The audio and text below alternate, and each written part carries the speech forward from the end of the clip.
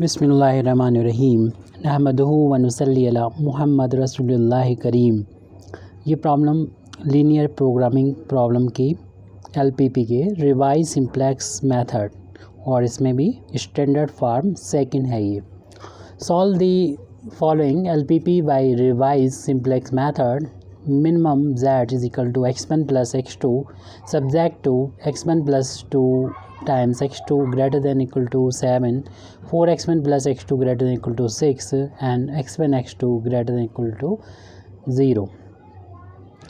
तो यहाँ पर ये जो स्टैंडर्ड फॉर्म सेकंड दे रखी है रिवाइज सिंप्लेक्स मेथड की, ये ऐसे पता चले है कि ये यहाँ पर जो साइन है कॉन्स्टेंट्स का इनइक्वालिटी का वो ग्रेटर देन का साइन है, और जब ग्रेटर देन का साइन होता है तो अब यहाँ पर हमें आर्टिफिशियल वेक्टर को यूज़ करना होता है ताकि हम एक इनिशियल बेसिस मैट्रिक्स के लिए आइडेंटिटी मैट्रिक्स को ऑब्टेन कर सकें।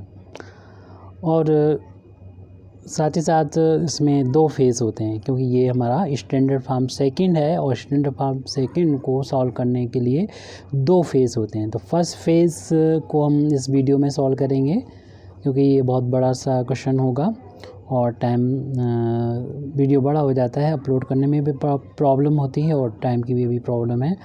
तो हम इसका एक फ़ेज़ फर्स्ट यहाँ पर प्रोवाइड कर देंगे और सेकंड फेज़ का जो लिंक है वो आपको डिस्क्रिप्शन में, यानी हमारा वीडियो का ये जो क्वेश्चन लिखा उसी के सामने ऐसा साइन बन के आ रहा होगा, जिनको नहीं मालूम उनके लिए बता दें, और उसी को टच करेंगे तो आपको वहाँ पर लिंक दे रखा होगा डिस्क्रिप्शन में, तो आप उसको टच करेंगे तो दूसरा फेज़ भी इसको देख सकेंगे। फिलहाल इसको सॉल्व जब हम लोग करेंगे तो इसमें m+2 मीन्स m का कि जो गिवन कॉन्स्टेंट्स जो दो हैं वो तो नंबर ऑफ कांस्टेंट m हो गए, दो इनइक्वालिटीज़ हो गई या इक्वेशन हो गए, और साथ में हमें m+2 के लिए दो जो है ऑब्जेक्टिव फंक्शन, एक तो इसमें जो हमारा ऑब्जेक्टिव फंक्शन होता है जो गिवन है उसको, और दूसरा जो हमारा आर्टिफिशियल ऑब्जेक्टिव फंक्शन है उसको हमें इसमें एज ए कांस्टेंट के फॉर्म में शामिल करना होता है। तो पहले से जो कांस्टेंट्स होते हैं वो तो हम यहाँ पर 2 हैं, लेकिन उससे हम जनरल फॉर्म में कहें तो m होंगे और दो यहाँ पर और, तो ये m+2 का कहना चाहिए कि फार्म में इसके वेक्टर के कंपोनेंट मिले होंगे, और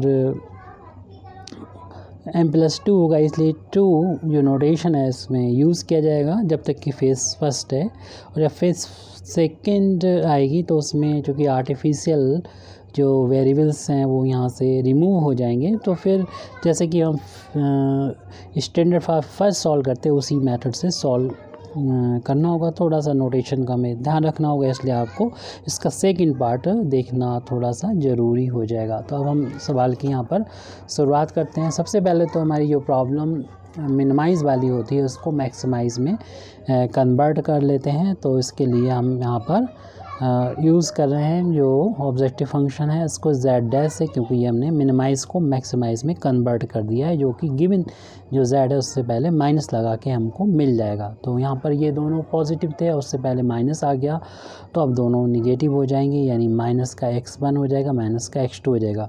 ये यहाँ पर कुछ भी हो सकता था, यहाँ पर कोफिशिएंट 1 1 है, वैसे 2 3 5 कुछ भी हो सकते थे, और इसलिए हम और बता रहे हैं क्योंकि हम लोग जो यूज़ करेंगे आगे चल के आर्टिफिशियल, तो वहाँ आर्टिफिशियल ऑब्जेक्टिव फंक्शन जो होता है उसमें तो फिर हमें यूनिक फार्म वही रहेगी।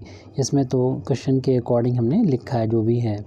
अब जो यहाँ पर इनइक्वालिटीज़ दे रखी हैं वो ग्रेटर देन की हैं, और जब ग्रेटर देन की इनइक्वालिटीज़ होती हैं तो इक्वल बनाने के लिए हमें तो सबसे पहले सरप्लस वेरिएबल को माइनस करना होता है। यहाँ पर दो ही हैं डिसीजन वेरिएबल x1 x2, तो बाकी हम x3 और x4 यहाँ पर सरप्लस वेरिएबल को माइनस करेंगे, साथ ही साथ यहाँ पर आर्टिफिशियल वेरिएबल को ऐड करेंगे ताकि हमारा इनिशियल बेसिस मैट्रिक्स के लिए आइडेंटिटी मैट्रिक्स मिल जाए।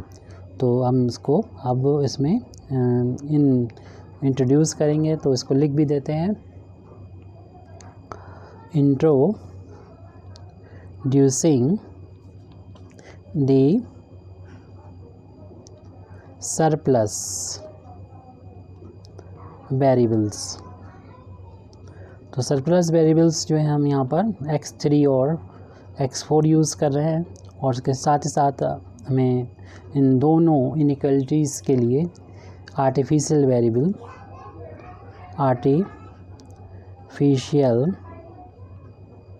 वेरिएबल्स x1 आर्टिफिशियल है तो a लगा देंगे सफिक्स में, और दूसरा है तो x2 कर देंगे, और आर्टिफिशियल है तो a लगा देंगे।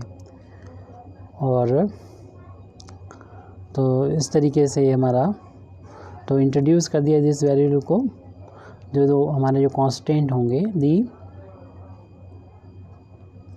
Constants of the given LPP is convert to, बाकी तो आपको ऐसे लिखना है, एज इट लिख देंगे अगले पेज पर, अगले स्टेप्स में। x1 प्लस का 2 टाइम्स x2, यहाँ पर दूसरा वाला था x1 के नीचे x1 ही लिखेंगे और x2 के नीचे x2 लिखेंगे, इतना ध्यान रहे।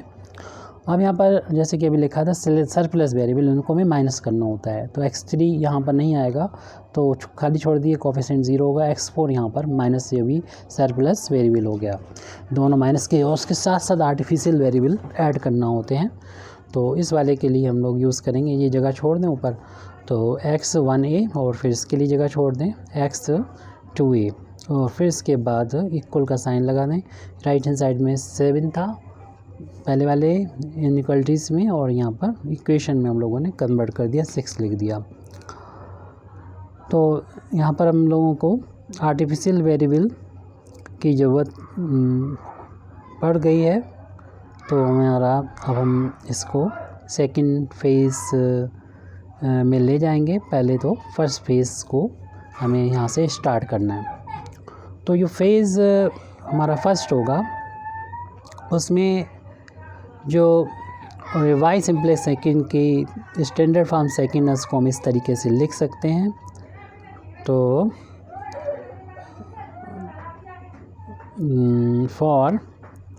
for the given linear programming problem, the constants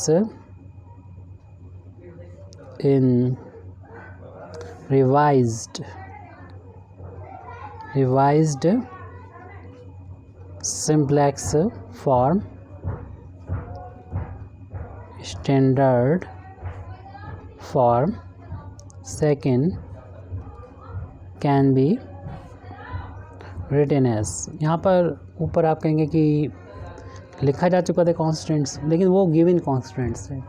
जैसे कि शुरू में बताया कि यहाँ पर दो ऑब्जेक्टिव फंक्शन के कांस्टेंट होते हैं, एक तो जो गिवन होता है, और गिवन में थोड़ा सा चेंज किया था, z डैश से यहाँ पर डिनोट किया था, और राइट हैंड साइड में 0 कर लेते हैं। इसके लिए इनको यानी x1 x2 को जब हम लेफ़्ट में लेके आएंगे तो ये प्लस के यानी कि कोफिशिएंट हो जाएंगे, यानी प्लस का हो जाएगा x1 और प्लस का x2 हो जाएगा।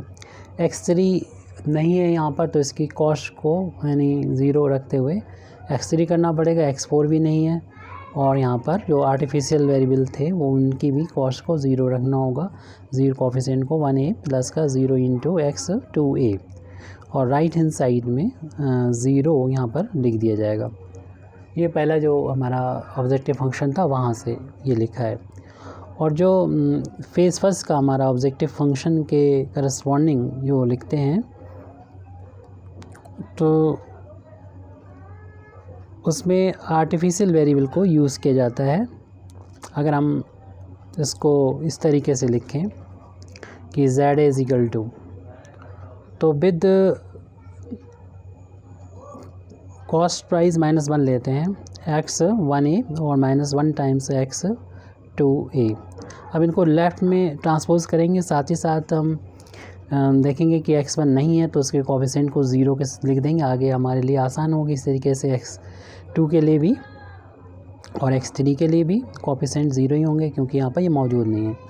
अभी इनके बारे में लिखा लेफ्ट हैंड साइड में लेंगे तो प्लस का 1 हो जाएगा, x 1a का कोफिशिएंट, ऐसे ही प्लस का 1 x 2a हो जाएगा, राइट हैंड साइड में 0। ये हमारा होता है जो हम कांस्टेंट ऑब्जेक्टिव फंक्शन होता है आर्टिफिशियल वेरिएबल के लिए, तो इनको कांस्टेंट में कन्वर्ट कर देते हैं। ये तो दो कांस्टेंट अलग से हो गए, और हमारे पास जो ओरिजिनल जो LPP थी उसके होंगे जो ऊपर लिखे हुए हैं ये, तो इनको हम यहाँ पर नोट कर देते हैं।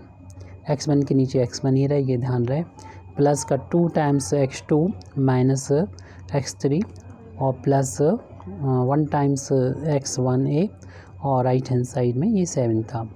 ऐसे यहाँ पर अगले जो इक्वेशन लिख रहे हैं तो x1 के नीचे x1 रहे और x2 और माइनस का यहाँ x4 के नीचे x4 ही रहना चाहिए, और x2a के नीचे x2a ही रहना चाहिए, राइट हैंड साइड में 6 है।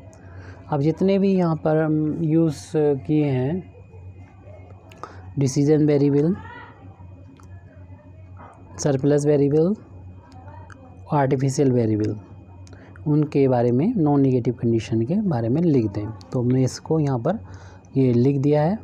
और जैसे कि हम पहले भी बता चुके थे कि आर्टिफिशियल ऑब्जेक्टिव फंक्शन को हमें यहाँ पर मैक्सिमाइज़ बनाना होता है, और वो ये फंक्शन ये होता है इस तरीके से। और ये फंक्शन को हम जब मैक्सिमाइज़ बना के 0 पे लेके आएंगे, पहले तो ये निगेटिव में दिखाई देगा, और 0 पे जैसे ही आएगा वैसे हम क्या करेंगे कि वो टेबल हमारी फेस फर्स्ट की लास्ट टेबल होगी, और फिर उसी टेबल में आर्टिफिशियल वेरिएबल को पूरी तरीके से आर्टिफिशियल ऑब्जेक्टिव फंक्शन उसको हटाते हुए नई टेबल बन जाएगी। उसका थोड़ा सा नोटेशन चेंज होगा जो अगले वीडियो में आप इसके सेकंड पार्ट में देखेंगे, क्योंकि इसको हम कंप्लीट यहाँ पर नहीं कर पाएंगे। अब जो हमारा ये जो कॉन्स्टेंट्स यहाँ पर लिखे हैं रिवाइज सिंप्लेक्स मैट्रिक्स के, तो इसको हम मैट्रिक्स फॉर्म में कन्वर्ट करेंगे। तो यहाँ पर चेंजिंग इनटू मैट्रिक्स फॉर्म, आप चाहे एक स्टेप लिख दें या फिर हम इसको ऐसे ही नोट कर देते हैं। तो यहाँ पर देखिए कोफिशिएंट जो है वो z, यहाँ थोड़ा सा देखिए जगह छोड़ दीजिएगा, z' को हम यहाँ थोड़ा साइड से लिख दें ताकि इसका कोफिशिएंट यहाँ पर नज़र आए। है नहीं टर्म तो 0 होगा, तो सिर्फ इसी टर्म में कोफिशिएंट नहीं लिखा तो 1 है, बाकी तो इसमें तो है ही नहीं z', तो इसलिए इसके कोफिशिएंट तो बाकी के जो इक्वेशंस बने हैं 1 2 3 यानी 4 तो वो है ऊपर वाला, तो बाकी में ये 3 0 आ जाएंगे। ऐसे ही यहाँ पर जो ZA का कोफिशिएंट इसमें है नहीं, 0 है टर्म, तो कोफिशिएंट उसका 0 हो जाएगा। इस वाले में सेकंड में 1 है और फिर किसी में नहीं है, तो फिर उनका 0 0 हो जाएंगे। तो ये हमने ऑब्जेक्टिव फंक्शन के करस्पॉन्डिंग जो है वो लिख दिए यहाँ पर जो कांस्टेंट्स में आए हुए हैं। अब x1 का कोफिशिएंट देखेंगे 1 0 1 और 4, तो इसी को हमें यहाँ पर लिखना है अगले कॉलम में। तो ये है 1 0 1 4, ऐसे ही सारे कोफिशिएंट x2 के भी लिख देंगे। तो 1 0 2 1 एंड 0 0 माइनस 1 0, ये आपका सरप्लस वेरिएबल का था। नेक्स्ट भी सरप्लस वेरिएबल का है 0 0 0 माइनस 1। अब 2 रह गए हैं आपके आर्टिफिशियल वेरिएबल के, तो उसके कोफिशिएंट हैं 0 1 1 और फिर 0 हो जाएगा। तो समझ में आ गया होगा, इसलिए हम बाकी के लिए नहीं बताया। 0 1 1 और 0, और लास्ट वाले के लिए 0 1 सामने नज़र आ रहा है 0 और 1, ये इनके कोफिशिएंट लिखना है। जो भी वेरिएबल हम लोगों ने यहाँ पर लिखे, नहीं लिखा तो 1 होगा कोफिशिएंट। और फिर इसको मैट्रिक्स ये बन के इसको क्लोज़ करें, और यहाँ पर एक कॉलम मैट्रिक्स आएगी जिसमें सारे वेरिएबल्स जो ऑर्डर से लिखे हैं इधर से वो लिखना हम शुरू करेंगे। सबसे पहले जो आया था वो z' आया था, फिर ZA आया था, और फिर x1 है, x2 है, x3 x4, जो रोज़ में देखेंगे हर एक रोज़ में इसी ऑर्डर में लिखे हैं। x4 था, x5 था, सॉरी x4 था, और फिर उसके बाद फर्स्ट 1a था और x2a था। इनको लिखने के बाद राइट हैंड साइड में जो लिखा हुआ है हमारा ये, उसको लिख देंगे, ये भी होता है। तो उनको हम एक कॉलम में लिखेंगे यानी वेक्टर में लिखेंगे 0 0 7 6। तो ये एक मैट्रिक्स है, कॉलम मैट्रिक्स है, जिसे हम लोग यूजुअली वेक्टर बोला करते हैं। अब यहाँ से आप पार्टीशन अगर कर देंगे यानी 2 के बाद इस तरीके से पार्टीशन यहाँ पर करेंगे। उसके बाद इन दो को छोड़ दें, यानी क्योंकि ये ऑब्जेक्टिव फंक्शन z और z' के करस्पॉन्डिंग है। ऐसे लास्ट में दो आर्टिफिशियल वेरिएबल हैं, उनके करस्पॉन्डिंग भी आप यहाँ पार्टीशन इस तरीके से कर देंगे। क्योंकि ये पार्टीशन आप करने के बाद जो मैट्रिक्स आपको इन बीच वाला जो पोर्शन है इसे छोड़ने पे मिलेगी, इस मैट्रिक्स को आप B2 बोलते हैं। तो उसको बोलते हैं दी बेसिस मैट्रिक्स। तो बेसिस मैट्रिक्स जो है इज़ गिवन बाय, वो दी जाती है B2। जैसे अभी हमने बताया पार्टीशन कर दिया आपने और एक मैट्रिक्स तैयार हो गई, यानी मैट्रिक्स तो बहुत सी तैयार हो गई 1 2 3 4 5 6। तो आप बीच वाला ही छोड़ दीजिए, इनको ले लीजिए ये तो उससे एक मैट्रिक्स मिलेगी। यही बेसिस मैट्रिक्स है जो आर्टिफिशियल वेरिएबल और यहाँ पर ऑब्जेक्टिव फंक्शन जो बेसिस में आने वाले हैं, जैसे लिखा हुआ भी बेसिस मैट्रिक्स। तो 1 0 0 1 एंड 0 0 0 0 0 0 1 1 और यहाँ पर 1 0 और 0 1। पार्टीशन वैसे ही बरकरार रखें तो आगे आसानी रहेगी हमारे लिए। इसमें पार्टीशन कर दें वैसे जैसा था, और ये बीच वाले जो पोर्शन था इसको बस हमने हटा दिया है। तो एक नया मैट्रिक्स, इसे बेसिस मैट्रिक्स बोलते हैं B2। 2 हमने बता दिया जो इंडेक्स है, क्योंकि कंपोनेंट में m+2 आ रहे हैं, यानी इतना तो m हो गया और 2 एक्स्ट्रा ये है, तो इसलिए वो उस फॉर्म में यूज़ किया जाता है। अब इस मैट्रिक्स को इक्विवेलेंटली हम ऐसे लिख सकते हैं, ये वाला तो आप ऐसे लिख दीजिए, यानी 1 0 0 1, ऐसे इसको भी ऐसे ही लिख दिए, ऐसे लिख दिए 0 0 0 0।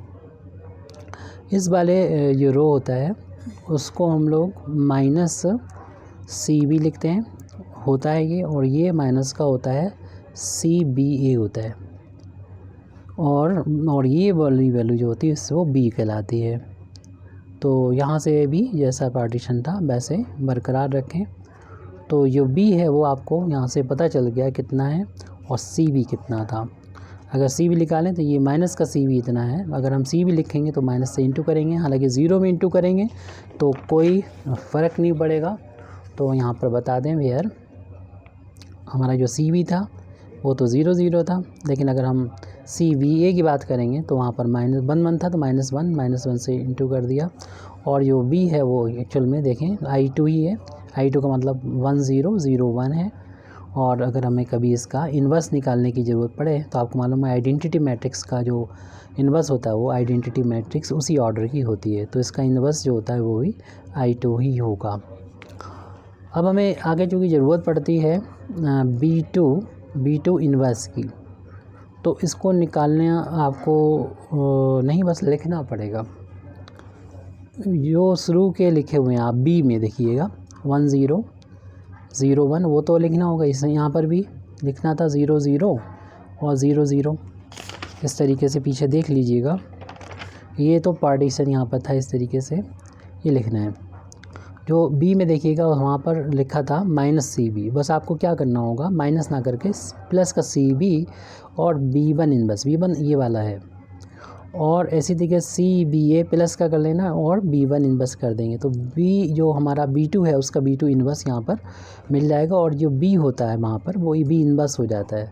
यानी आपको इस B2 का इन्वर्स निकालना है, इसको देख के निकालना है, इसके साइन पॉजिटिव हो जाएंगे, इसका इन्वर्स हो जाएगा, और इसमें आपको साथ में B से दोनों में B इन्वर्स से दोनों में मल्टीप्लाई करना पड़ेगा। हालांकि B इन्वर्स से मल्टीप्लाई करने पर कोई इफेक्ट नहीं पड़ेगा, क्योंकि आइडेंटिटी मैट्रिक्स है ये, और आइडेंटिटी मैट्रिक्स से मल्टीप्लाई करेंगे तो वही वैल्यू आपको वापस मिल जाएगी। यानी हम इसको और सिंपली लिख दें, क्योंकि आपको मालूम है CB इंटू B इन्वर्स का मतलब क्या हुआ, CB इंटू B इन्वर्स की वैल्यू तो I2 के बराबर है, और इसलिए ये CB के बराबर ही आ जाएगा, जो कि एक मैट्रिक्स है जो ऊपर लिख चुके हैं हम उसकी वैल्यू।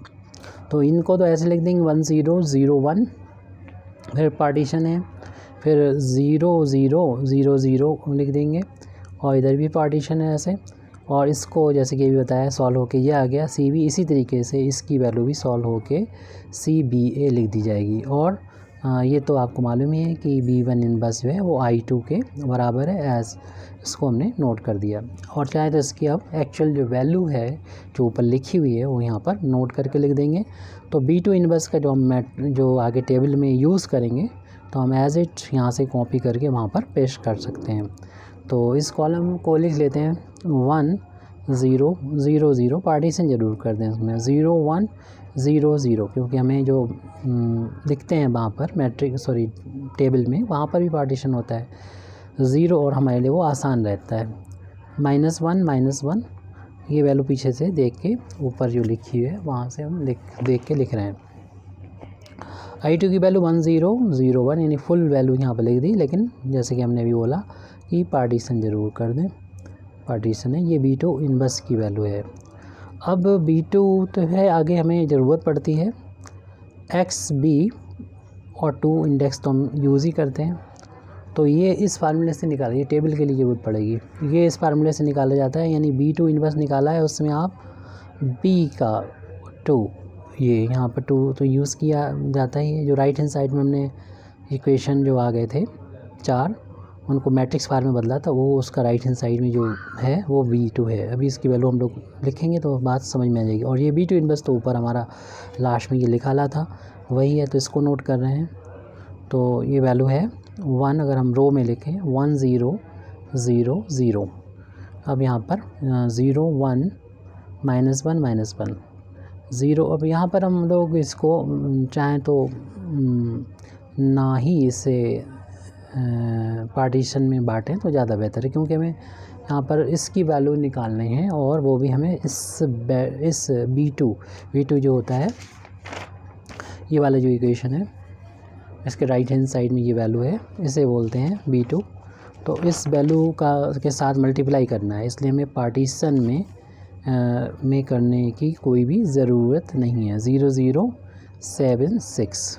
अब बस दो मैट्रिक्स का आपस में मल्टीप्लिकेशन, आपको मालूम ही है दो मैट्रिक्स का मल्टीप्लिकेशन किस तरीके से किया जाता है। प्रॉब्लम है तो पूछ सकते हैं आप कमेंट बॉक्स में जाके। तो रो बाई कॉलम मल्टीप्लिकेशन किया जाता है, जो हम अगली स्टेप में अगले पेज पर थोड़ा सा डायरेक्ट करके लिख देंगे। आप लोग जानते ही हैं, एक्स भी नहीं जानते तो पूछ लेंगे। तो रो बाई कॉलम मल्टीप्लाई करेंगे तो फर्स्ट रो का, जब हम एक ही कॉलम है इसमें मल्टीप्लाई करेंगे तो फर्स्ट रो फर्स्ट कॉलम में लिखेंगे, यानी यहाँ लिखेंगे 1 × 0 0 हो गया, 0 × 0 0 हो गया, 0 × 7 0 हो गया और 0 × 6 भी 0 हो गया। अब फर्स्ट रो का तो हो गया। अब सेकंड रो का फर्स्ट कॉलम में, यानी एक ही कॉलम है तो सेकंड रो में हमें लिखना है 0 का 0 में इंटू होकर 0 हो गया, 1 का 0 में इंटू होकर 0 हो गया, -1 का 7 में इंटू होकर -7 हो गया, -1 का 6 में इंटू हुआ तो माइनस का 6 हो गया।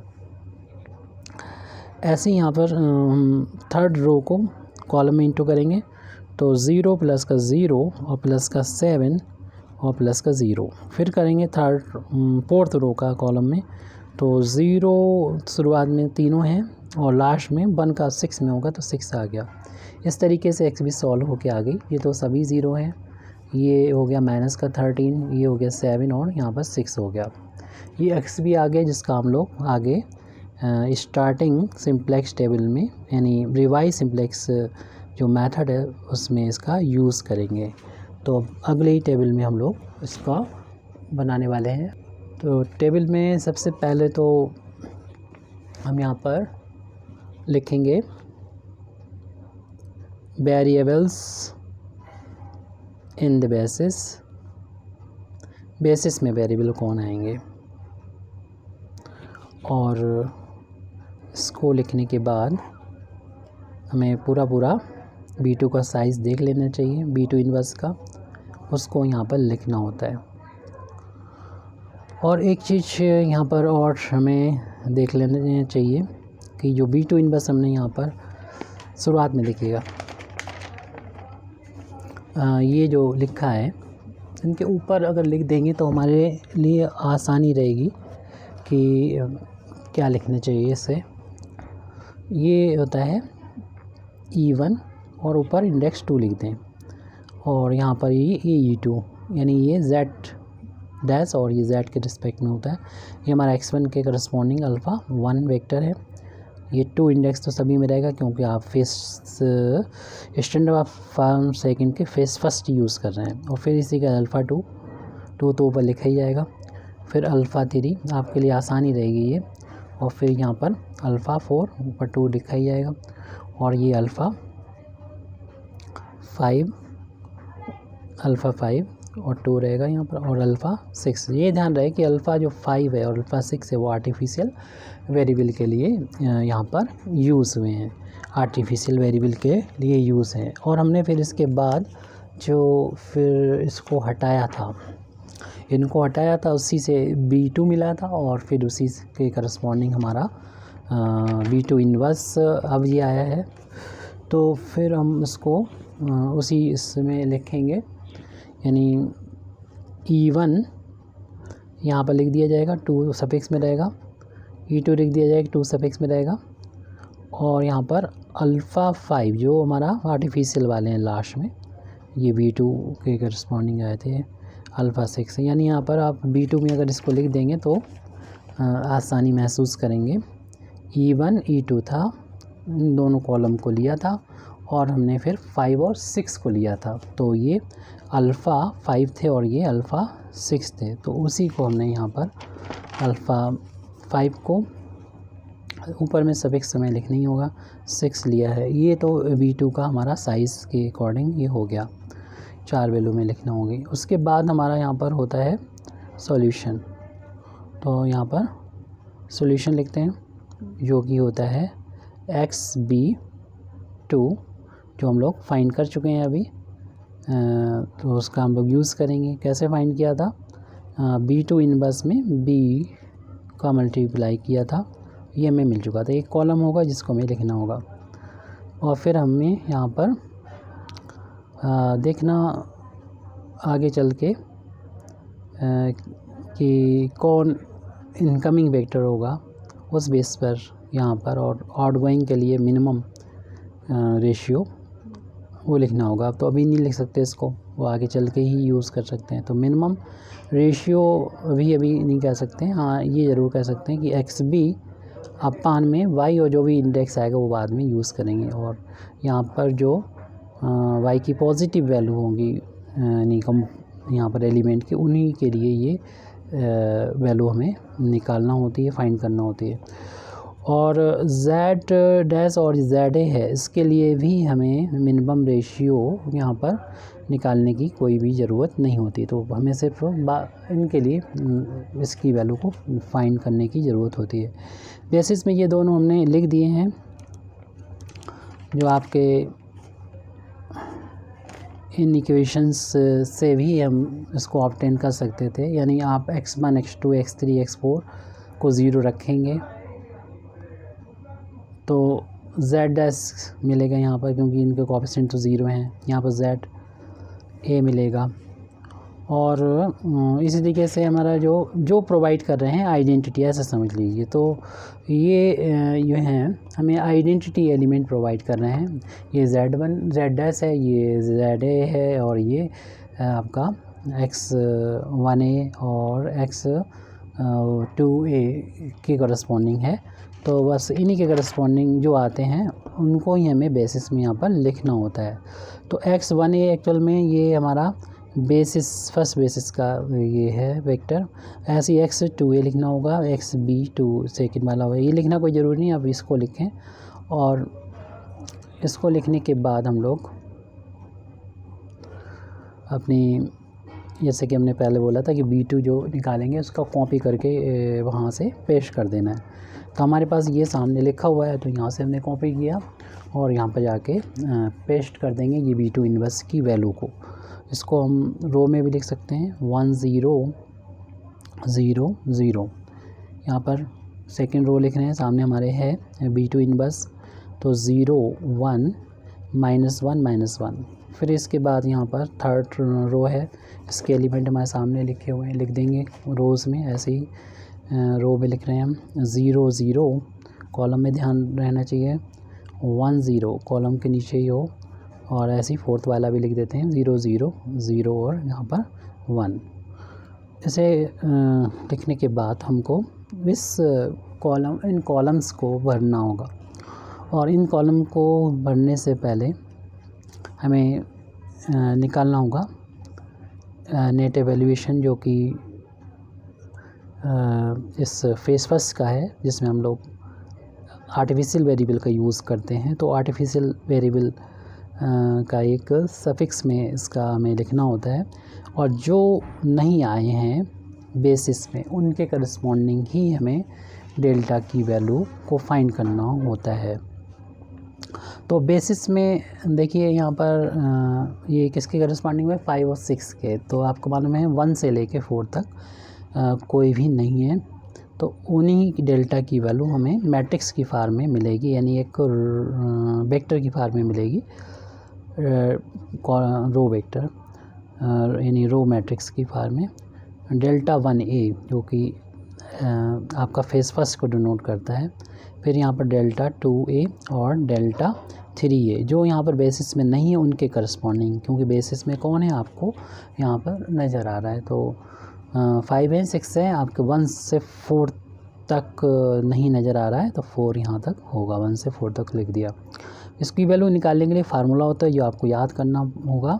तो ये होता है सेकेंड रो यूज़ करना होती है ऑफ V2 इनवर्स की। V2 इनवर्स हमारे ये सामने ही है, इसका सेकेंड रो ये है, इसका यूज़ करना होगा और उसमें मल्टीप्लाई करेंगे इनके करस्पॉन्डिंग जो यहाँ पर वेक्टर्स हैं, यानी जो हमने लिखे भी थे टेबल में और लिखना ठीक भी रहा। अल्फ़ा 1 ये 2, ऐसे ही अल्फ़ा 2 ये 2 यहाँ पर लिखना ही ऊपर, तो अल्फ़ा 3 की लिखना है, अल्फ़ा 4 लिखना है, ये तो लिखना ही लिखना है। तो इन वेक्टर्स को जो हमने यहाँ पर आपको शुरुआत में ये दिखाए थे, यहाँ पर लिख के दिखाए थे, तो इनको इन कॉलम्स को हमें लिखना होगा यहाँ पर। साथ में अभी जैसे कि बताया सेकंड रो लिखना है सिर्फ, जो कि 0 1 -1 -1 है। तो यहाँ पर लिखा है ये हमने 0 1 -1 -1। अब इन कॉलम्स को जो कि एक मैट्रिक्स 4 ऑर्डर की बन जाएगी, उसको हमें पीछे देख के लिखना है। तो इसको हम आप लिख लेंगे, पीछे देख लेंगे 1 0, पहले अल्फ़ा 1 की वैल्यू पीछे देखिएगा, 1 0 1 4 है। उसके बाद अल्फ़ा 2 की वैल्यू लिख रहे हैं हम, 1 0 2 1 है। और फिर अल्फ़ा 3 की वैल्यू 0 0 -1 0 है। फिर अल्फ़ा 4 की वैल्यू 0 0 0 -1 है। अब इन रो बाई कॉलम मल्टीप्लिकेशन करेंगे, तो आपको मालूम है एक रो है यहाँ पर, तो हमें इसमें मल्टीप्लाई करने पर एक ही रो की एक मैट्रिक्स मिलेगी। तो आप चाहें तो इस माइनस को बाहर रखें और इसका फिर मल्टीप्लाई करके यहाँ पर लिखेंगे। तो इसका इंटू जब यहाँ पर करेंगे रो बाई कॉलम, इधर हमें आगे बढ़ना होगा, यहाँ पीछे बढ़ना होगा और इनके बीच में प्लस का साइन लगाते रहेंगे। तो ये पहला तो 0 हो गया, फिर भी सेकंड भी 1 का 0 में 0 हो गया। -1 का इसमें करेंगे तो हमें ये माइनस का 1 मिल रहा है, और इस -1 का 4 में करेंगे तो माइनस का 4 मिल रहा है। पहला तो ये रो पहला कॉलम पूरा हुआ। अब पहला रो तो भाई एक ही रहे, कॉलम सेकंड शुरुआत हो जाएगी। इसका इंटू जब इसमें करेंगे, यानी 1 × 0 0 हो गया, हम डायरेक्ट कर रहे हैं, इसका इंटू यहाँ पर कर रहे हैं। तो 1 × 0 तो ये भी 0 हो गया, फिर -1 × 2 2 हो जाएगा, फिर -1 × 1 माइनस का 1 हो जाएगा। अब थर्ड आएगा, इसका इंटू यहाँ पर करना है, तो 0 × 1 0 हो गया, 1 × 0 0 हो गया, -1 × 1 प्लस का 1 हो गया, और फिर बाद वाला तो 0 है। इसका इंटू भी करेंगे तो देख रहे हैं सभी 0 हैं यहाँ पर, लास्ट वाला में देख लेना होगा, प्लस का 1 हो जाएगा, बाकी तो सब 0 0 ही आएंगे, तो +1। लेकिन हम जब ब्रैकेट ओपन मतलब माइनस का अंदर मल्टीप्लाई करेंगे तो इनके साइन बदल जाएंगे, ये 4 और 1, ये 5 जो माइनस थे प्लस के 5 हो जाएगा, प्लस का 3 हो जाएगा, माइनस का 1 और माइनस का 1। ये जो वैल्यू चल रही है हम ये नेट एवेल्यूएशन की वैल्यू चल रही है फेस फर्स्ट में, ये डेल्टा 1 है। इससे पता चलता है कि हमारा ये ऑप्टिमल सॉल्यूशन आया है या नहीं आया है, क्या हमारा फेस फर्स्ट ख़त्म हुआ है या नहीं ख़त्म हुआ है। तो यहाँ पर डेल्टा की वैल्यू देख रहे हैं कि सभी वैल्यू निगेटिव नहीं हैं, तो इसका मतलब ये है कि हमें अभी ZA को भी इम्प्रूव करना होगा। वैसे भी ZA की वैल्यू जो थी वो वैल्यू हमें माइनस में मिलेगी, क्योंकि अभी तो नहीं मालूम है, अभी फाइंड ही नहीं किया हमने, लेकिन इनकी वैल्यू को देख के तो पता चल रहा है हमको कि डेल्टा 1a तो +5 है, यानी प्लस है, तो फिर अभी इम्प्रूव करने की ज़रूरत है, यानी ज़ीरो नहीं हुआ है। डेल्टा 3a की वैल्यू -1 है, डेल्टा 4a की वैल्यू -1 है, ठीक है ये वैल्यू। तो सिंस हम देख रहे हैं कि डेल्टा 1a की वैल्यू ग्रेटर है 0 से और डेल्टा 2a की वैल्यू ग्रेटर है 0 से, देयरफॉर हम करेंगे हम कह सकते हैं वी कैन इम्प्रूव z को इम्प्रूव कर सकते हैं। तो यहाँ पर हमने देखा कि सबसे बड़ी जो वैल्यू आई है, यानी जिसे हम लोग डेल्टा के ए बोलते हैं, ये एक्चुअल में हमें ढूंढना होता है मैक्सिमम ZJA में जो सबसे बड़ा होता है, वो वैल्यू सबसे बड़ी वैल्यू +5 थी, जो कि करस्पॉन्डिंग आई है डेल्टा 1a की। इसका मतलब हमें k की वैल्यू मिल गई 1 है, इसलिए हम कह सकते हैं कि alpha 1 2 is the entering vector होगा, ये इंटर करेगा टेबल में, इंटरिंग वेक्टर या और जो वेरिएबल है वो आ जाएगा बेसिक फिजिबल सॉल्यूशन में, और इसके करस्पॉन्डिंग जो कॉलम वेक्टर होगा, तो कॉलम वेक्टर जिसको डिनोट किया जाता है इसी के करस्पॉन्डिंग y12 से, और इसकी वैल्यू को निकाला जाता है, फार्मूला याद कर लीजिएगा, v2 इन्वर्स अल्फ़ा 1 से, और 2 तो इंडेक्स यहाँ पर यूज़ हो नहीं है।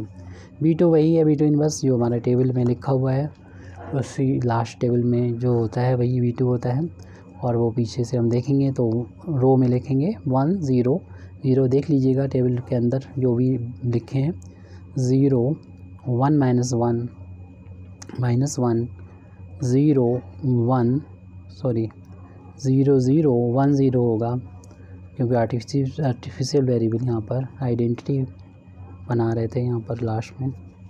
और ये अल्फ़ा 1 को पीछे देख लीजिएगा, अल्फ़ा 1 की वैल्यू 1 0 1 4 है, और फिर हमें इन दोनों मैट्रिक्स का मल्टीप्लिकेशन करना होगा, रो बाई कॉलम मल्टीप्लिकेशन आप लोग करना जानते हैं, कोई प्रॉब्लम नहीं है। एक ही इसमें कॉलम है तो एक ही कॉलम आएगा, रो तो कई होंगी, 4 होंगी, और इसमें इधर आगे बढ़ना होता है, इधर नीचे बढ़ना होता है, करस्पॉन्डिंग इनटू करेंगे, ये सब 0 है तो बाद वाले 0 पहला ही है 1, और बाकी सब तो तीनों हो जाएंगे 0 0, और एक कॉलम हमें मिलेगा, कॉलम मैट्रिक्स, इसका इनटू करेंगे तो 1 पहला 0 हो गया, दूसरा भी 0 हो गया, -1 का कर रहे हैं तो -1 मिलेगा, -1 का 4 मिलेगा, माइनस का 4 मिलेगा, देख लीजिएगा। अब 0 का करेंगे फिर 0 का आ जाएगा, 1 का 4 में करेंगे 1 आ जाएगा, और फिर 0 0 आ जाएगा। शुरू में तीनों 0 हैं तो 0 को 0 रख दें, और 1 का 4 में करेंगे 4 आ गया। अब इसको सॉल्व करके अगर लिखें, यानी ये आ गया 1 और ये हो गया -5, और ये 1 और 4, ये y2 की वैल्यू आ गई। अब हमें जब y2 यहाँ से पता चल गया है, तब यहाँ पर हम जो आर्टिफिशियल वेरिएबल है, इनकमिंग वेक्टर है, पहले इस वैल्यू को हम यहाँ पर नोट कर देते हैं, टेबल में जो खाली जगह थी 1 -5 1 4, ये y2 की वैल्यू यानी y1 की वैल्यू सॉरी यहाँ पर लिख देते हैं। अब यहाँ पर मैंने बता देना है कि हम यहाँ पर y1 ये वैल्यू जो है वो y1 यहाँ पर यूज़ होगी, और यहाँ पर भी y1 आएगा। जो सॉल्यूशन था हमारा, यानी उसको भी हमने यहाँ पर सॉल्व किया था, x भी ये सॉल्व कर लिया था, इसको हम लिख सकते थे पहले, तो वो छूट गया था, अब लिख देंगे यहाँ पर, जो कि वैल्यू है 0 माइनस का 13, तो 0 - 13 तो ये ऊपर रहेंगे, 7 6 यहाँ पर आ जाएगा। अब हमने y1 की वैल्यू भी पीछे निकाली है, उस वैल्यू को भी यहाँ पर आप नोट कर सकते हैं, 1 - 5 1 4, 1 - 5 1 4। अब यहाँ पर इतनी टेबल तो कंप्लीट हो गई। अब इनका तो निकालना नहीं होता है, इस लाइन के नीचे जो वैल्यू है इनके, और उनमें भी पॉजिटिव अगर होंगे ये, तभी हम इनकी वैल्यू निकाल पाएंगे। x भी तो हमारे पास में ही है, तो 7 को डिवाइड करेंगे इस 1 से, तो ये तो 7 आ गया, और 6 को 4 से डिवाइड करेंगे, कैंसिल हो गया तो 3/2 यानी 1.5, और इसमें छोटा ये है, तो मिनिमम रेशियो जो कि लिखा है यहाँ पर, मिनिमम रेशियो देखना होता है। तो इस वेक्टर के बारे में कह सकते हैं ये एक्स जो 2a है वो आउटगोइंग वेक्टर हो गया। आप चाहें इसको लिख दें, आउटगोइंग हो गया। आउटगोइंग हो गया तो फिर हमें इनकमिंग भी जो होता है वो ढूंढना होता है। और इनकमिंग तो हमारा पहले ही आ चुका है, तो और हम लोग उसको यहाँ पर लिख भी चुके हैं, तो उसकी कोई बात नहीं। इनकमिंग भी हो गया और आउटगोइंग भी हो गया। अब जहाँ पर ये दोनों क्रॉस करते हैं, देखो ये तो हो गया था इनकमिंग, और आउटगोइंग ये इस तरीके से है। ये वाला एरो देखिए, जहाँ एरो क्रॉस कर रहे हैं वहाँ पर एलिमेंट बनता है। उस एलिमेंट को हम लोग की एलिमेंट बोलते हैं। की एलिमेंट को जहाँ पर होता है वहाँ 1 बनाना होता है, उसके ऊपर हमें 0 बनाना होते हैं। तो इसी के देखकर अगली टेबल बनाना होती है, और यही थोड़ा बड़ा काम होता है। और इसमें सिंपलेक्स मेथड में हम लोग यहाँ लिखते भी हैं इसको 1 0 0, लेकिन अब इस वाले टेबल में हम लोग यानी रिवाइज सिंपलेक्स मेथड में इसको हमें नए सिरे से ऑब्टेन करना होता है। इसमें हमें बनाना तो इससे 1 और 0 0 होता है, लेकिन लिखना नहीं होता है इसको। बाकी चीज़ें जो है वो यहाँ पर हम लोग इसको लिखते हैं, इसी के अकॉर्डिंग लिखते हैं। तो सबसे पहला काम जो है वो यहाँ पर हमें 1 बनाना है, लेकिन यहाँ 1 नहीं लिखना है, आपको यहाँ से स्टार्ट कर देना है। 0 में 4 से डिवाइड कर देना है ताकि यहाँ 1 आ जाए। 4 से डिवाइड करेंगे तभी 1 आ पाएगा, तो 6/4 करेंगे तभी आ गया। 3/2 आ गया, तो 1/4, बाकी सब 0 रहेंगे। तो इसको हम पहले लिखेंगे। अगली टेबल यहाँ पर बन चुकी है। आउटगोइंग आपको मालूम है ये हट जाएगा, और इनकमिंग जो था वो यहाँ पर आ जाएगा नया, जो कि x1 होगा। तो वैसे ही बनेगा। इस टेबल को देख लें, और हम अगले पेज पर इसी टेबल को बना रहे हैं। टेबल में सबसे पहले हम लोगों ने जो लिखा था वही लिखा जाएगा यहाँ पर भी, यानी वेरिएबल्स इन द बेसिस। तो बेसिस में जो वेरिएबल है उनको लिखेंगे, और उसके बाद यहाँ पर ये थोड़ा सा सिंपलेक्स मेथड से हमें कम लिखना होता है। और B2 जो कि साइज़ अपना वही रहेगा लिखेंगे, लेकिन वैल्यूज़ जो है वो चेंज हो जाएगी B2 की, अब B2 इनवर्स की तो इसमें 4 कॉलम थे, और इसमें आपको मालूम है कि चेंज नहीं हुआ है E1 और E2, लेकिन हमने देखा कि अल्फ़ा 5 भी नहीं चेंज हुआ। अल्फ़ा 6 जो था उसकी जगह पर अल्फ़ा 1 आ गया है, क्योंकि अल्फ़ा 1 आपको मालूम है y बनाया है इनकमिंग वेक्टर। यहाँ से आप फिर दोबारा से कॉलम अगला लिखते हैं सॉल्यूशन, और x v और 2 यहाँ पर लिखते हैं। और फिर आगे के इसमें क्या आएगा, 2 मेरे इसमें छोड़ दीजिए। और लास्ट वाले में आपको मालूम ही है कि मिनिमम रेशियो फाइंड करते हैं एक्स बी अपान में जो भी यहाँ पर वाई में आएगा उसको, जो कि फार्मूला तो आपको मालूम ही है, लेकिन वो कंप्लीट वहीं पर कर पाएंगे हम। वाई और जो भी इंडेक्स होगा यहाँ पर वो इधर लिख दिया जाएगा, और पॉजिटिव के लिए इसको निकाला जाता है। अब इसको लिखने के बाद हमारा ये बेसिस में जेड डैश थे और जेड थे, उसके बाद हम पार्टीशन कर देते हैं। और इसके बाद यहाँ पर 2 थे, एक तो पहले से मौजूद है वो तो अभी 1a है, लेकिन अब ये नया है, आउटगोइंग हो चुका है x2a, उसकी जगह पर x1 आया है। ये बेसिस का हमारा पहला बेसिस का वेक्टर है, और ये दूसरा है। अब वेरिएबल है। अब क्या करना है हमको, कि जैसे कि अभी बताया था हमने कि आपको की एलिमेंट की जगह पर 1 बनाना है, लेकिन 1 नहीं लिखना है, आपको पता है होना चाहिए। बाकी सारी वैल्यू लिखनी है, और इस टेबल को उस टेबल से जाने में थोड़ा सा आप एक बार रीचेक ज़रूर कर लें एग्ज़ामिनेशन में, क्योंकि यही मैंने यहाँ पर थोड़ी सी गलतियाँ हो जाती हैं कैलकुलेशन के लिहाज से।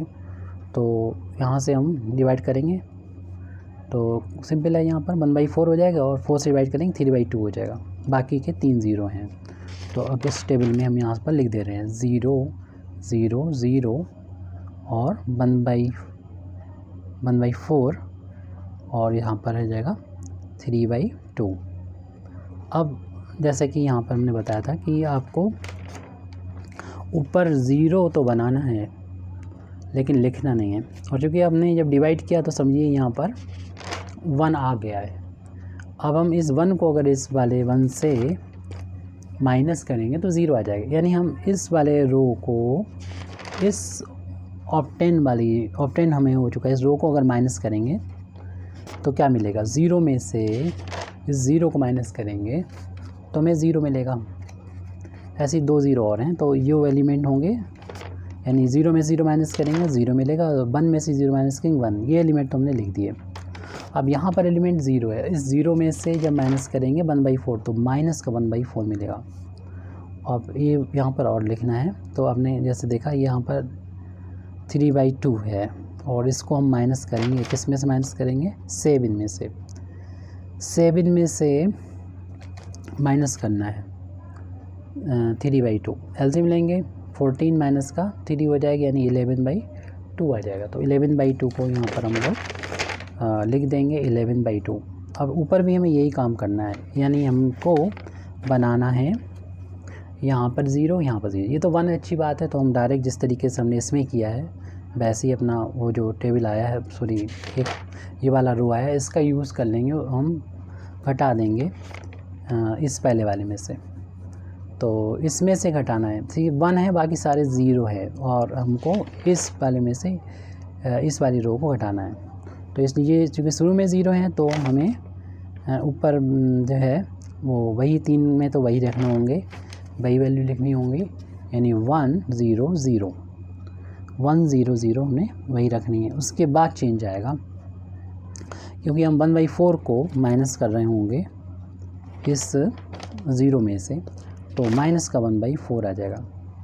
इसमें थोड़ी कम मेहनत लगी क्योंकि यहाँ पर ये वैल्यू 1 थी, ये वैल्यू 1 थी। अब यहाँ पर 5 है, तो जब तक हम यहाँ पर या तो हमने 1 बना लिया, जैसे कि ये बना गया यहाँ पर, अब इसमें 5 से मल्टीप्लाई कर दें पूरे में और फिर हम जाके इसको ऐड कर दें इसमें, तो -5 + 5 0 हो जाएगा, यानी इन एलिमेंट्स में हमें इसका 5 टाइम्स जाके ऐड करना होगा। अच्छी बात है ये 0 है तो 0 में 5 से मल्टीप्लाई करेंगे, कोई इफेक्ट नहीं पड़ेगा, और शुरू के 3 एलिमेंट को एज इट लिख देंगे, कोई फ़र्क नहीं है, 0 1 -1, बहुत अच्छी सी बात है, कुछ नहीं करना पड़ा, 0 1 -1, बस एक एलिमेंट में हमें, और इसमें भी करना पड़ेगा, इसका भी रह गया है, तो इस एलिमेंट में करना होगा, और इसमें हमने 5 से मल्टीप्लाई किया तो 5/4 हो गया, और उसको 5/4 को माइनस करना होगा हमें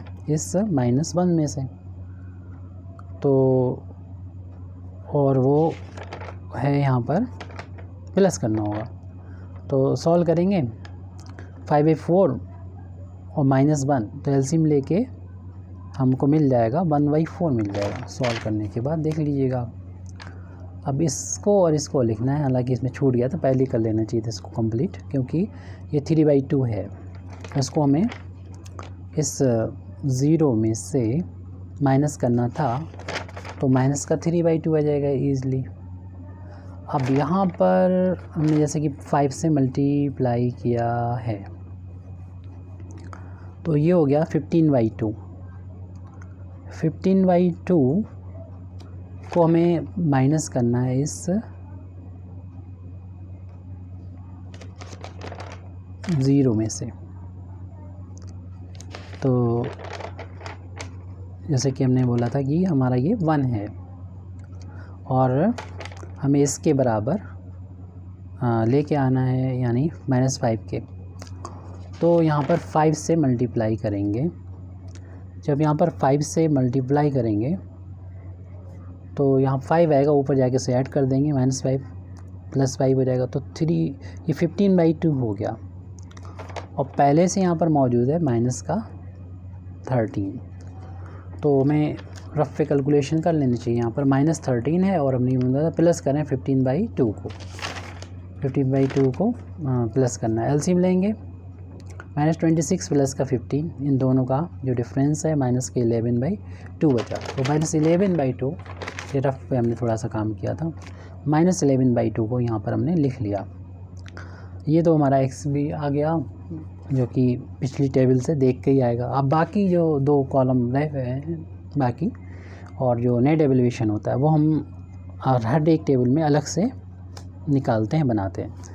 और यहाँ पर जैसे पिछले में भी हम देखा था ZA जो था वो निगेटिव था, अभी इस वाले में भी निगेटिव है। तो यहाँ पर जो ZA निकाला वो निगेटिव पहले भी था और अभी भी है, तो इसको इम्प्रूव करने की ज़रूरत है। यहाँ हमें डेल्टा की वैल्यू जब निकालेंगे, फाइंड करेंगे, तो अपने आप वैल्यू बता दी जाएगी, डेल्टा की वैल्यू बता देगी कि हमें इम्प्रूव करने की ज़रूरत है इसको, इस सॉल्यूशन को, ये अभी ऑप्टिमल नहीं है।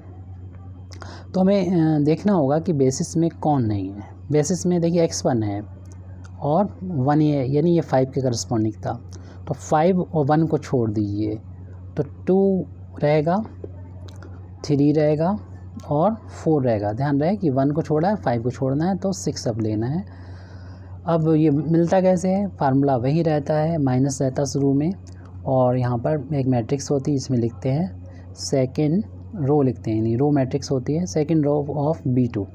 और B2 इन्वर्स जो है वो अब आपका को लिखना होगा। और B2 इन्वर्स लिखने के बाद हम लोग यहाँ पर यानी जो अभी नए टेबल का आया है B2 इन्वर्स, वो लिखना पड़ेगा। और इनके जो भी कॉलम हैं, हमारे पास जगह कम है लेकिन अब लिखना होगा यहाँ पर। तो इंडेक्स हम ऊपर जो होता है सुपर स्क्रिप्ट वो नहीं लिखेंगे, अगर जगह होगी तो बाद में लिख देंगे। तो हमें डेल्टा 2 के करस्पॉन्डिंग अल्फ़ा 2, थोड़ा शॉर्ट में बोल रहे हैं, फिर ये अल्फ़ा 3 है, अल्फ़ा 4, अल्फ़ा 5 नहीं, अल्फ़ा 6। तो हमारी जगह है तो हम ऊपर उसमें इंडेक्स को लिख देंगे। तो ये तो इंडिकेट करता है हम फेस रिवाइज सिंपलेस्ट टेबल के फेस फर्स्ट में हम लोग काम कर रहे हैं। उसके बाद हम इसको सॉल्व करेंगे, यानी माइनस है, फर्स्ट रो हमारे सामने ही होता है, 0 1 -1 1/4। इसको यहाँ से नोट कर लेते हैं, 0 1। देखिए ये सेकेंड रो ऑफ B2 जो है उसकी वैल्यू है, यहाँ से देखेंगे 0 1 -1 प्लस का 1/4 है। और जब इसमें मल्टीप्लाई करेंगे तो ये प्लस का 1/4 होगा। यहाँ पर रो बाई कॉलम मल्टीप्लिकेशन करना है, आप कर लेंगे रो बाई कॉलम मल्टीप्लिकेशन। एक ही रो है तो रो 1 मिलेंगे, कॉलम 4 मिलेंगे, 1 2 3 4। और ये हमने कर रखा है पहले से, ये थोड़ा सा करेक्शन भी करना है, माइनस का हो जाएगा ये और ये प्लस का हो जाएगा। अब माइनस, चूँकि ऑलरेडी माइनस बाहर लगा, तो माइनस का मल्टीप्लाई करेंगे तो साइन चेंज हो जाएंगे। सॉल्व होके ये -8 + 1 -7 है, प्लस का 7/4 आ गया। ये हो जाएगा -1 का अंदर इंटू करने पर -1 मिलेगा हमको। और फिर उसके बाद ये प्लस का 1/4 हो जाएगा और लास्ट में ये हमारा 1 के साथ 1/4 ऐड करेंगे, माइनस का 5/4 हो जाएगा। माइनस का बाहर से मल्टीप्लाई कर दिया।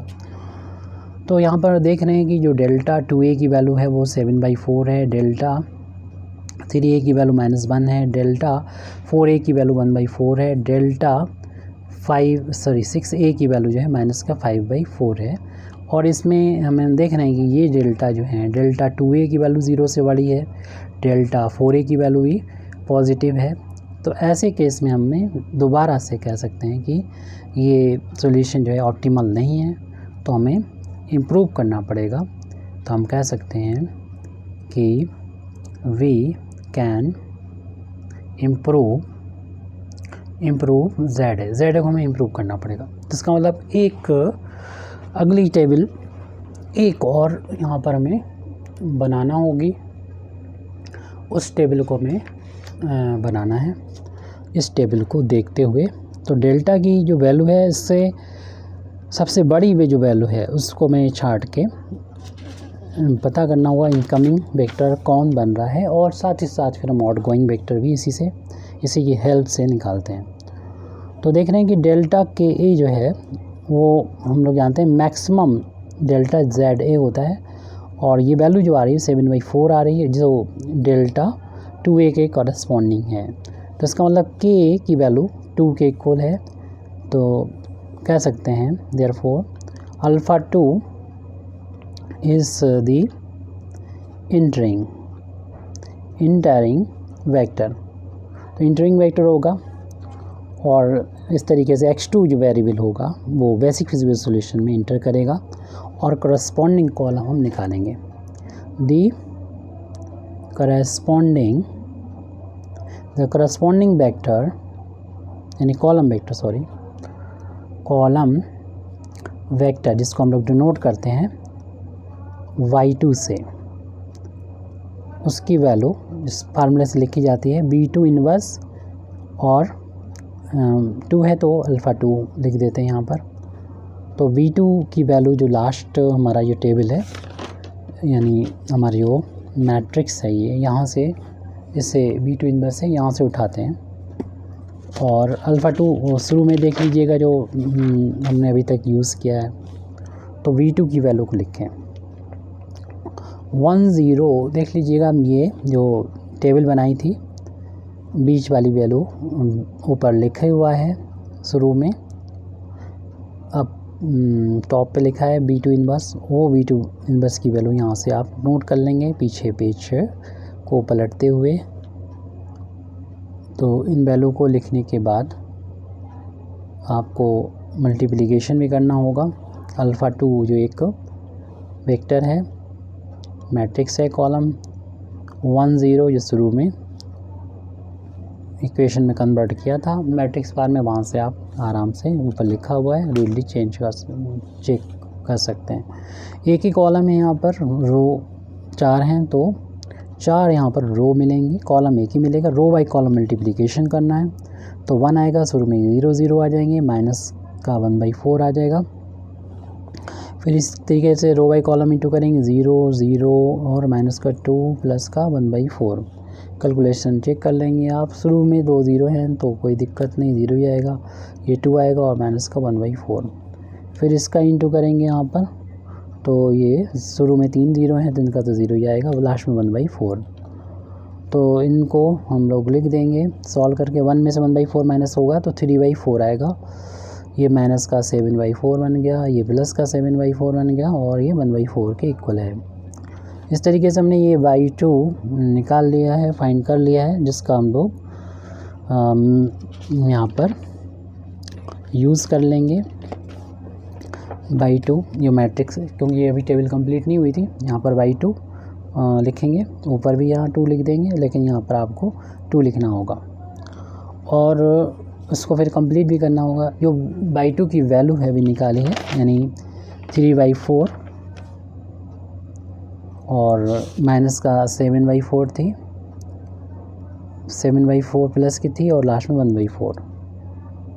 अब आपको पता है कि इनकमिंग वेक्टर तो ये होता है, और आउटगोइंग हमें और देखना होता है, जो कि मिनिमम रेशियो से पता चलता है। मिनिमम रेशियो क्या होगा, x/2 ये है, ये तो देखनी नहीं, निकालनी नहीं है। z' और za के करस्पॉन्डिंग ये 2 बचे हुए हैं, दोनों ये पॉजिटिव हैं, दोनों के लिए हमें फाइंड करना होंगे।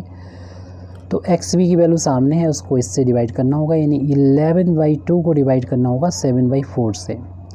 तो ये 4 ऊपर इंटू हो जाएगा, 2 नीचे आ जाएगा, तो ये वैल्यू हो जाएगी 2, 4 कैंसिल हो जाएगा ये 2 से, तो 2 का ऊपर जाके इंटू हो जाएगा, 22/7 के इक्वल आ जाएगी।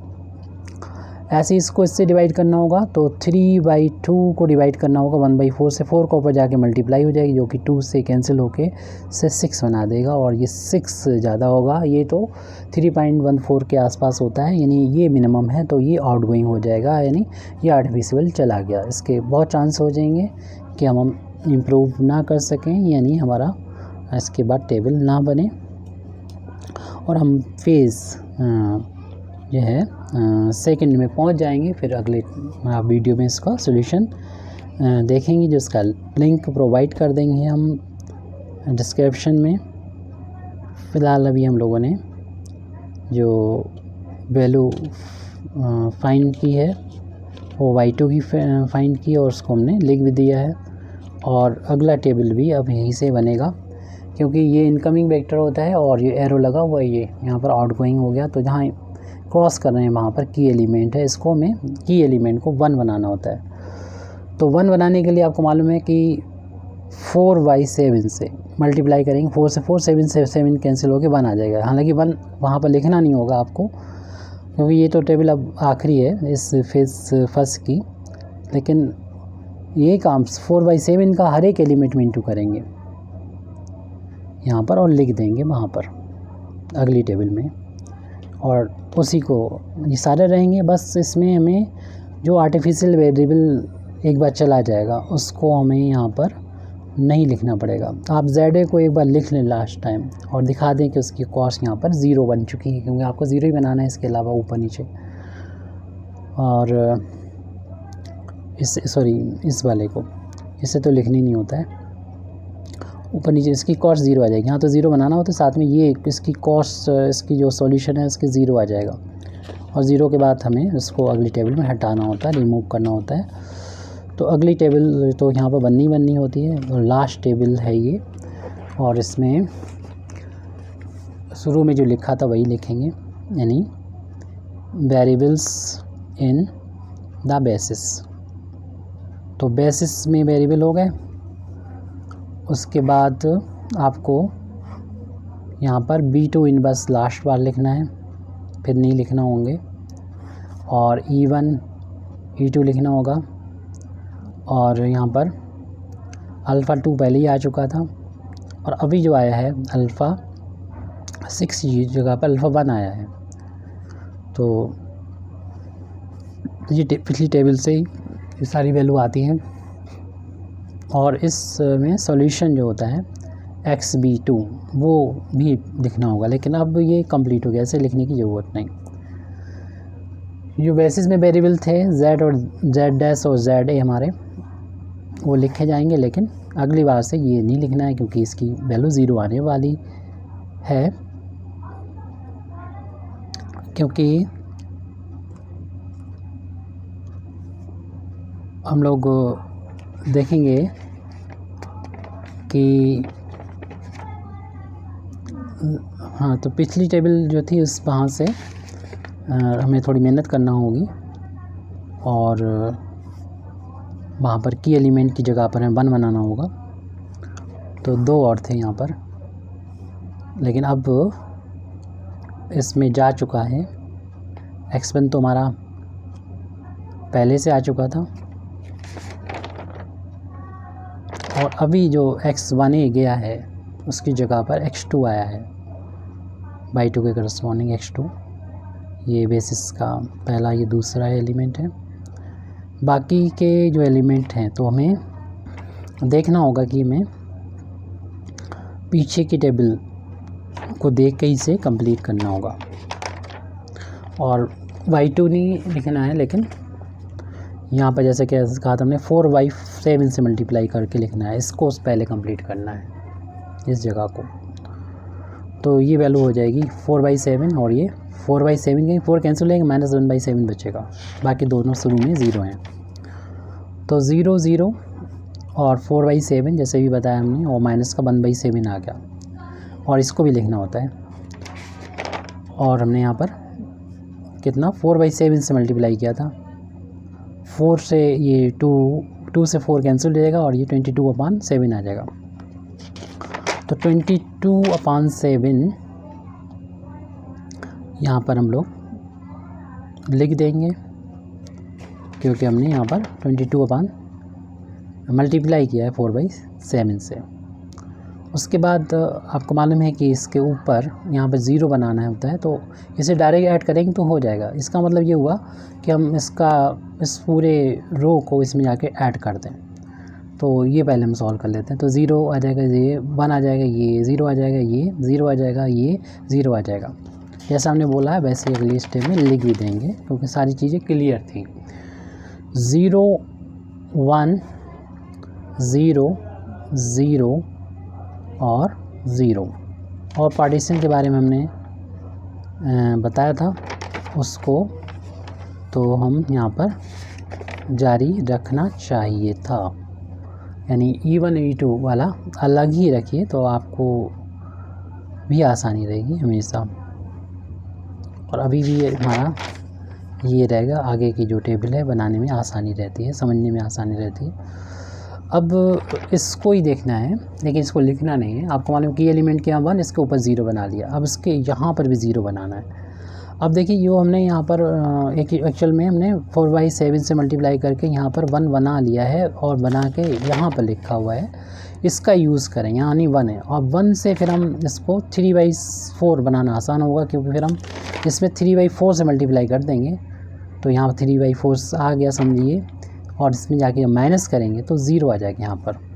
तो यानी यहाँ पर 3/, कोई इफेक्ट पड़ेगा नहीं, तो ऊपर भी जो लिखे हैं वो वही लिख देंगे, कोई इफेक्ट पड़ेगा नहीं, 1 0। और यहाँ पर हम जब बोला था कि हमने मल्टीप्लाई कर देना है 3/4 से, 3/4 से, तो 4 कैंसिल है, 3/7 आ गया, जिसको हम ऊपर 0 में से माइनस करेंगे तो माइनस का 3/4 बन गया, तो माइनस का 7 बन गया, उसको लिख दिया। ऐसे यहाँ पर ये मल्टीप्लाई कर चुके हैं हम लोग, किससे मल्टीप्लाई कर चुके हैं, 3/4 से। जब 3/4 से हमने मल्टीप्लाई किया यहाँ पर 3/4 से, और यहाँ से इसको 1/4 में से माइनस करना है, 1/4 में से माइनस करना है, जो कि माइनस का 1/4 है। तो इस माइनस के रफ पे ये काम कर लेंगे कि -1/4 में से माइनस करना है, और माइनस करेंगे तो प्लस हो जाएगा।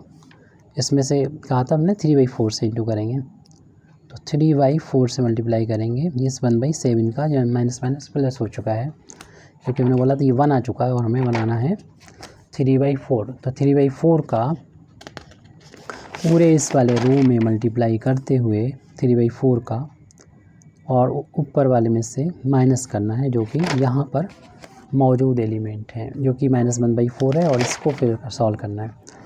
तो यहाँ पर एलसीएम इसका हो जाएगा 28, ये माइनस का 7 आ जाएगा, और प्लस का ये हो जाएगा यहाँ पर 3, यानी माइनस का 4 हो जाएगा अपान में 28, तो 1/7 आ जाएगा, माइनस का 1/7, जो कि हम यहाँ पर लिख देंगे। अब ये वैल्यू और लिखना है, और जैसे कि बता चुके थे यहाँ पर 1 आ चुका है, और हमें 3/4 का इंटू इसमें करना है। तो यहाँ पर 3/4 का जब इंटू करके उसमें से माइनस करेंगे, वहाँ पर क्या है देख लेते हैं, वहाँ पर है आपका XB में -3/2 है, तो -3/2 में से माइनस करना है, थोड़ा कैलकुलेशन में ध्यान रखेंगे, इसका यूज़ करना है, यानी 3/4 का इंटू करते हुए इस 22/7 में 3/4 का इंटू करते हुए लिखना है। अब इसे सॉल्व करके लिखना है, और वो वैल्यू कितनी आएगी वो ध्यान रखना है।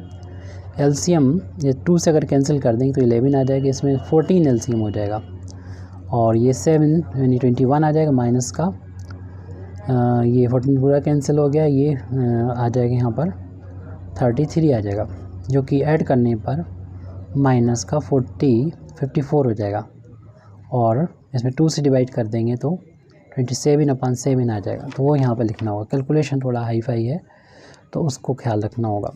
ऐसे ही थोड़ा सा हम रफली यहाँ पर डायरेक्ट बताने चाहते हैं ताकि जल्दी हो जाए।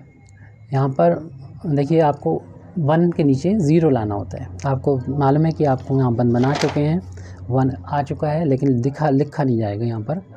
और 1 से 1/4 बनाना आसान है, क्योंकि हम 4 से इसमें 4 से डिवाइड करके जब इस वाले में से माइनस करेंगे तो यहाँ 0 आ जाएगा, वही हमें करना है। यहाँ पर 0 पहले से है, और जब हम 0 में से घटाएंगे इसमें 4 से डिवाइड करके, यहाँ फिर कोई फ़र्क नहीं पड़ना, तो ये 0 ही रहेगा, और ये भी वैल्यू 0 ही रहेगी। अब इसमें थोड़ा कैलकुलेशन है वो आप कर लीजिएगा, या हम कर दें, तो उसके लिए अभी बताया था हमने कि मल्टीप्लाई करना है कितने से, जो यहाँ पर लिखा है 1/4 का इसमें मल्टीप्लाई करेंगे, 1/4 से इंटू करेंगे तो 4 कैंसिल है, 1/7 आ गया, और 0 में से माइनस करेंगे तो -1/7 आ जाएगा। अगला भी यही करना है, इसमें 1/4 से करेंगे तो, और फिर इसके बाद में इस 1/4 के साथ में इसको माइनस करना होगा, सॉल्व करने पर ये 2/7 आ जाएगा, और यहाँ पर जो वैल्यू आएगी वो 5/7 आएगी। कैलकुलेशन है, आप फिर पूछ सकते हैं, कोई प्रॉब्लम है। वैसे आपको मालूम ही है कि हमने क्या किया है, इस में से यानी 3/2 में से माइनस किया है, 3/2 में से माइनस किया है, किसको माइनस किया है आपको मालूम, 1/4 से हमने इसमें इसको डिवाइड किया है, और फिर इसमें से यानी उसमें से माइनस किया है 1/4 इंटू 22/7, और एलसीएम इसको लिया है, और सॉल्व करके फिर 7 आ गया, डायरेक्ट हमने यहाँ पर लिख दिया। अब ये टेबल तो हो गई कंप्लीट, और यहाँ पर देख रहे हैं Z A की जो वैल्यू आई वो 0 आई है। सिंस Z A की वैल्यू 0 है, तो आपको फिर यहाँ पर जो नेट एवेल्यूएशन है डेल्टा की वैल्यू भी निकालने की भी ज़रूरत नहीं है। तो हम कह सकते हैं कि from which we conclude that all artificial variables are driven to 0। सबको हमने इसकी मैक्सिमाइज, इसको कहना चाहिए कि ऑप्टिमल बना दिया है, सारे 0 हैं तो आगे मतलब ZA को 0 कर दिया, बस यहीं तक करना होता है। फेज़ फर्स्ट ख़त्म यहीं से हो जाता है। अगली जब हम फेज़ सेकंड बनाएंगे तो हम आर्टिफिशियल वेरिएबल को बिल्कुल पूरी तरीके से भूल जाएंगे और उसमें ZA भी नहीं आएगा क्योंकि ZA 0 हो चुका है। अब जो बचेगा उसको हम अगले उसमें बनाएंगे, वो m+1 फार्म में होगा, यानी वैसे ही होगा जैसे आपने स्टैंडर्ड फार्म फर्स्ट सॉल्व किया है, और वैसे उसका इंडेक्स जो B2 इन्वर्स लिखते आ रहे हैं वो B1 इन्वर्स में बदल जाएगा। सिंबल थोड़ा सा चेंज होगा, बाकी आपका स्टैंडर्ड फार्म जो फेज़ सेकंड है वो हमारा स्टैंडर्ड फार्म फर्स्ट जैसा सॉल्व हो जाएगा, और उसी के थ्रू हम उसका सोल्यूशन अगले वीडियो में देंगे, जिसका लिंक हमने इसमें प्रोवाइड कर देंगे, और उसमें इसका लिंक प्रोवाइड कर देंगे। Thank you very much Indeed for listening me.